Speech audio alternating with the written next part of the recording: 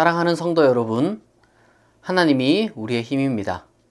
오늘 우리의 영혼에 힘을 공급할 하나님의 말씀은 시편 34편 18절입니다. 제가 낭독하겠습니다. 여호와는 마음이 상한 자를 가까이 하시고 충심으로 통회하는 자를 구원하시는도다. 아멘. 사랑하는 성도 여러분, 오늘 우리는 가장 어려운 질문 앞에 섭니다.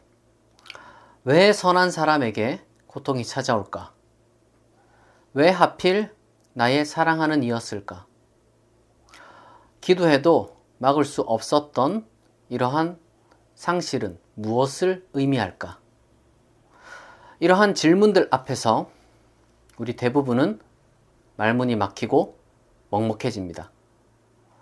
그러니까 우리는 우리 주변에서 일어나는 실제 이별을 통해 그리고 뉴스를 통해 바라보는 온갖 사건, 사고로 인해 괴로워하고 아파합니다. 그렇게 우리는 누구나 사랑하는 이를 잃는 그러한 순간을 마주합니다. 그리고 그 시간은 지나가 버리고 다시 돌아오지 않습니다. 오늘은 바로 그렇게 이러한 상실의 고통을 겪은 이들을 위해 말씀을 나누고자 합니다. 전통적으로 교회는 이러한 고통을 설명하기 위해서 많은 시도를 해왔습니다. 그것을 소위 신정론이라고 합니다. 그러니까 하나님의 뜻이다. 더 큰 계획이 있다. 천국에서 행복할 거다. 이러한 말들이죠. 이러한 설명들이나 말들이 분명 어떤 경우 위로가 될 수 있는 건 사실입니다. 그러나 실상 많은 경우에는 너무 좀 가볍게 들리기도 해요. 왜냐하면 아마도 그 이유는 사별로 인해 이 경험하는 슬픔이라는 것은 세상에서 가장 무겁기 때문일 것입니다. 그런데 우리가 이제 그러한 상황을 마주했을 때 이 두 가지 극단적 태도를 취하는 경우가 있습니다. 우리가 그러한 상황 속에서 반드시 피해야 할 두 가지 극단이 있습니다. 그게 뭐냐면은 하나는 내 감정을 무조건적으로 억제하고 이 초월적 종교적 희망에 내 모든 것을 쏟는 겁니다. 그것이 하나의 극단이에요. 또 다른 극단이 있습니다. 또 다른 극단은 뭐냐면은 내 감정의 모든 것을 맡기고 과거와 현재와 그리고 미래를 바로 그 모든 그 사건과 더불어서 발생한 이 가장 슬픈 상태의 그러한 감정 중심으로 다 해석하는 거죠. 둘 다 극단입니다. 극단이라는 말은 내 정신과 삶을 망가뜨릴 수 있다는 것입니다. 그러니까 우리는 슬픈 상황이지만 그 상황 속에서 우리가 어떤 태도를 취해야 되느냐? 우리 안에 있는 그 감정을 인정하고 받아들이되 그것에 휩쓸리지 않는 것이 중요하다는 거예요. 슬픔을 느끼는 것은 여러분 자연스럽고 정말 그 인간으로서 정상적인 반응입니다. 신앙이 있다고 해서 슬프지 않고 화나지 않고 절망하지 않고 그런 건 아닙니다. 정상적인 반응이에요. 신앙이 있건 없건. 그러니까 그것을 신앙이라는 이름으로 부정하거나 억눌러선 안 됩니다. 동시에 이 감정이 우리의 전부가 되어서도 안 돼요. 오히려 그리스도인으로서 우리는 과거와 현재와 미래를 감정이 아니라 신앙으로 해석할 수 있어야 한다는 것입니다.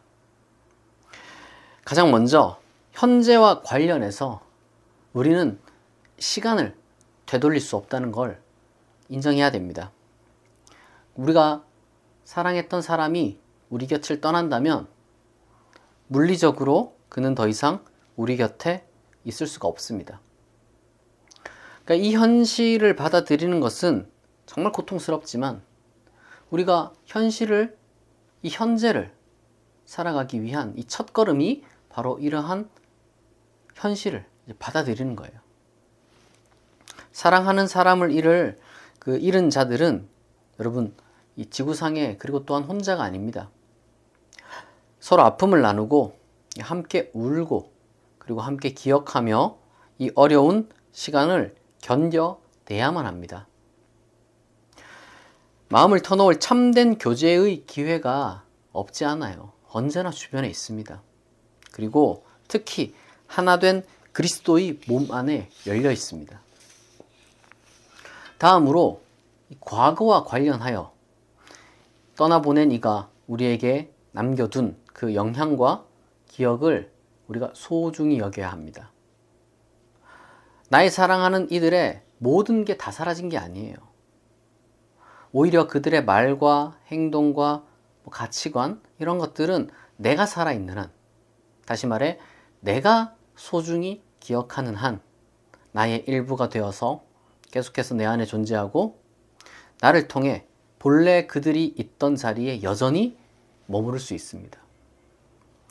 그렇게 우리는 여전히 사랑하는 이를 사랑할 수 있습니다. 그리고 미래와 관련하여 우리가 기억할 것은 미래는 여러분 막연한 것이 아니에요. 미래는 막연한 것이 아니에요.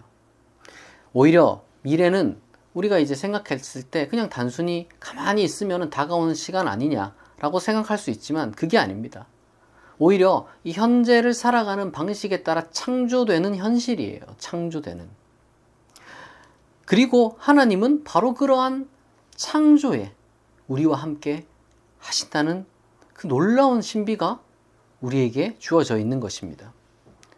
우리는 기도로 하나님과 함께 미래를 창조해 나갈 수 있는 거예요. 그렇다면 도대체 이러한 순간에 우리는 어떻게 기도해야 될까? 우리는 절대적 고통의 순간에 모든 것을 잊어버리고 남는 건 사실상 그 오로지 이 고통스러운 그 외침뿐이라는 것을 예수님의 십자가 외침을 통해서도 우리는 확인할 수가 있어요. 사실은.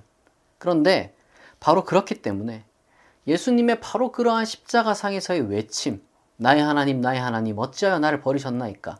바로 그 외침이야말로 여러분 가장 순수한 형태의 기도일 수 있습니다. 다시 말해 우리가 이제 정직하게 하나님을 향해서 뭘 할 수 있냐면은 화내고요, 괴로워하고요, 그리고 슬퍼하고 이 절망하고요, 그리고 정말 그 순간을 채우고 있는 우리의 정말 그 감정을 다 표현하고 여러분 울부짖으면 됩니다. 그게 기도예요.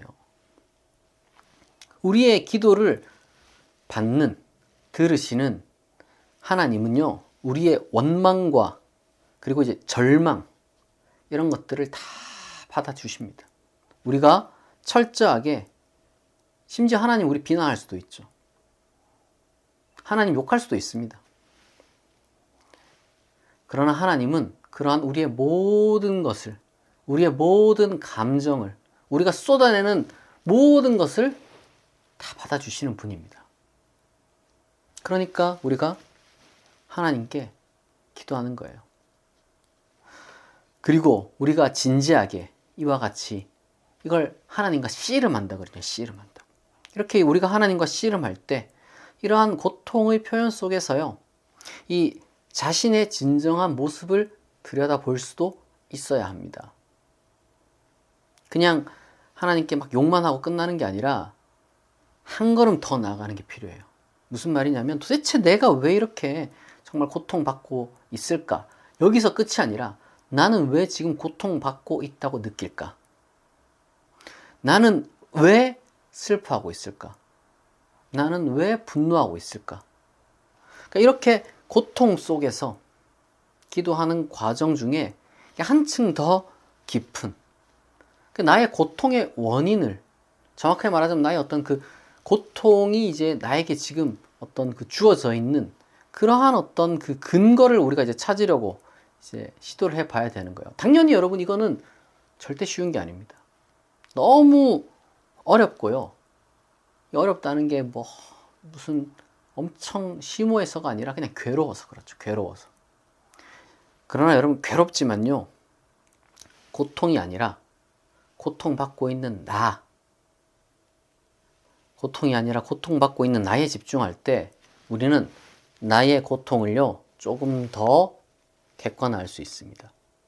다시 말해, 악에 대한 분노, 상실에 대한 슬픔, 그리고 무능에 대한 절망 가운데 우리가 역설적으로 얼마나 깊이 선을 갈망하고 있으며 생명을 소중히 여기고 있으며 그리고 또한 성장을 열망하는지를 깨닫고 발견하게 된다는 거예요.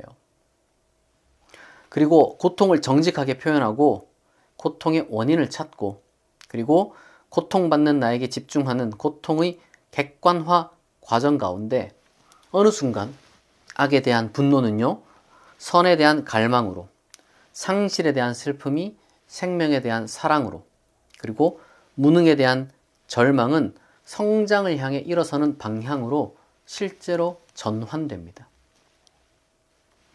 그리고 전에 없던, 전혀 예상하지도 못했던, 정말 이 상상할 수도 없던, 아니면 내가 평소에 생각하고 이 상상해오던 것과는 다른 그러한 미래에 대한 희망이 생겨납니다. 흑암에 정말 이 빛이 비추이는 새로운 현실 창조의 순간이 내 안에서 일어나는 거예요. 고통이 사라진 게 아니죠. 그러나 고통이 나의 일부가 되는 겁니다. 그전에는요, 고통이 나의 전부였을 수도 있습니다. 그리고 고통이 나의 전부가 되어버릴 수도 있어요. 그러나 우리는 이렇게 하나님과 기도하는 과정 중에 고통이 나의 일부가 되는 겁니다. 여러분, 이게 바로 하나님의 현존이고요, 하나님의 임재라는 거예요.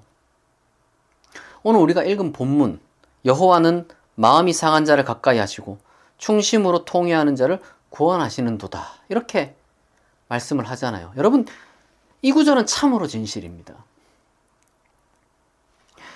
하나님은 마음이 상한 자를 가까이 하시고요, 이 충심으로 통회하는 자, 다시 말해서 마음이 무너진 자를 구원하시는 거예요. 그런데 우리가 오해하면 안 되는 것이, 이건 하나님이 자기 자신을 정당화하는 방식으로 구원하시는 게 아니에요. 오히려 나의 고통을 다 받아내심으로써 구원하시는 거예요. 이 말씀은 그러므로 여러분 그냥 단순히 그냥 흘러가는 수많은 위로의 말들 중에 하나가 아닙니다. 오히려 고통 속에 함께 계시는 하나님의 현존에 대한 선포입니다. 하나님은 우리의 고통을 외면하지 않고요, 오히려 고통 속으로 깊이 들어오십니다. 사랑하는 성도 여러분, 우리가 맞닥뜨리는 그 현실은, 그 순간은 결코 가볍지 않습니다. 세상에서 가장 힘들고 괴로운 순간이죠. 그리고 우리의 아픔이라는 것이 전통적인 그 신정론, 이제 그러한 것으로 설명되고 또 뭐 납득되고 그런 식으로 해결되는 게 아니죠. 우리의 아픔과 고통이 어떻게 그렇게 이론적으로 설명되고 납득되겠어요. 하지만 그리스도인은 우리의 고통의 모든 것을 받아내시는 하나님에게 기도할 수 있다는 사실 또한 우리가 잊어서는 안 될 것입니다. 하나님은 우리에게 견디라 라고 이렇게 말씀하시는 게 아니에요. 오히려 우리가 하나님께 책임져라 이렇게 여러분 호소하는 거예요. 그럼 그게 기도입니다. 그게 하나님과 우리의 관계의 깊이라는 거예요. 관계의 깊이. 그러므로 여러분 슬퍼하세요. 그리고 마음껏 울고요, 마음껏 여러분 소리 지르십시오. 그러나 그 슬픔 속에서도 우리가 이 슬픔과 절망에 파묻혀서 우리가 길을 잃어버릴 것이라고는 생각하지 마시기 바랍니다. 오히려 우리는 그 가운데서 길을 찾을 겁니다. 고통 속에서 더 깊이 사랑하고 상실 속에서 생명을 더 뜨겁게 붙들고 절망 속에서 여전히 희망을 향해 나아가는 우리 자신을 여러분 발견해야만 하고 또한 발견할 수 있습니다. 희망은 당연히 쉽게 찾아오는 게 아니죠. 그러나 우리가 그 어둠을 견디고 나아갈 때, 아, 내가 아직 사랑할 수 있구나, 내가 아직 희망을 가질 수 있구나 라는 것을 스스로 진실하게 확인할 수 있게 될 것입니다. 우리는 슬픔 속에서도 살아갑니다. 그러나 이전과는 다른 방식으로 살아갑니다.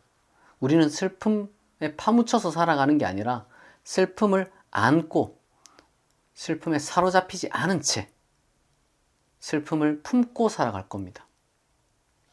사랑하는 이를 기억하며 그들의 삶이 우리 안에서 여전히 지속될 수 있도록, 그리고 우리가 여전히 사랑할 수 있도록, 그리고 그 사랑이 우리의 미래를 새롭게 만들어 가도록 바로 그러한 방식으로 우리는 살아갑니다. 또한 마지막으로 여러분 꼭 이걸 기억하시길 바랍니다. 우리가 믿는 하나님은요, 단순히 남아있는 자의 고통을 위로하시는 분이 아니라 우리의 이해를 넘어서 이미 떠나보낸 내가 사랑하는 그 자와도 그 사람과도 관계를 맺고 계신 분이라는 걸 우리가 잊어서는 안 됩니다. 하나님은 나와도 관계를 맺지만요, 내가 떠나보낸 그 사랑하는 사람과도 관계를 맺고 계신다는 걸 여러분 기억하시기 바랍니다. 우리는 아마 이해를 할 수 없을 거예요. 그러나 우리가 이해할 수 없는 방식으로 우리가 떠나보낸 사랑하는 이는 하나님의 품 안에서 새로운 방식으로 존재하고 있습니다. 하나님이 여러분 인간을 사랑했다면 죽음 이후에도 그 관계는 단절되지 않아요. 사도 바울이 말씀하셨던 것처럼 여러분 죽음이 사랑을 이길 수도 없고요, 죽음이 하나님과의 관계를 끊을 수도 없습니다. 그러한 신앙 고백은요, 바울의 고백뿐만 아니라 우리의 고백이기도 합니다. 그러므로 사랑하는 떠나보낸 이는 단순히 과거에만 물리적으로 존재했던 그러한 존재자가 아니라 지금도 여전히 하나님과 함께하고 있음을 여러분 믿으시기 바랍니다. 그들은 하나님의 사랑 안에서 완전한 평안을 누리고 있습니다. 또한 하나님 안에 있는 그들은 신비로운 방식으로 우리의 삶과도 여전히 연결되어 있고요, 그리고 또한 언젠가 새롭게 관계를 회복하게 될 때, 그때 우리가 만날 것을 기대하는 그러한 서로의 기대 속에서 우리가 살아가고 있다는 것도 여러분 기억하시길 바랍니다. 그것이 하나님의 놀라운 은혜입니다. 우리가 함께 기도하겠습니다. 사랑과 자비의 하나님, 오늘 우리는 깊은 상실과 슬픔 속에서 하나님께 나아갑니다. 사랑하는 이를 잃은 우리의 마음은 무겁고 삶도 이전과 같지 않습니다. 그러나 하나님, 우리의 상처를 받아주시고 함께 아파하여 주시옵소서. 우리의 모든 감정을 있는 그대로 받아주옵소서. 우리의 분노와 슬픔과 절망까지도 하나님 앞에 내어놓습니다. 우리의 울부짖음을 들어주시고 우리의 눈물을 닦아주옵소서. 우리의 원망과 우리의 질문을 받아주시고 우리의 씨름을 피하지 마옵소서. 하나님, 시간의 비가역성을 인정하기가 너무 어렵습니다. 그러나 하나님, 우리가 사랑했던 이의 그 영향과 기억이 우리 안에 살아있음을 깨닫게 하시고 그들을 통해 우리가 받고 느낀 사랑과 추억을 잊지 않고 살아갈 수 있는 힘을 주옵소서. 하나님, 우리의 고통 속으로 깊이 들어오셔서 함께 아파하는 하나님의 현존과 임재를 느끼게 하옵소서.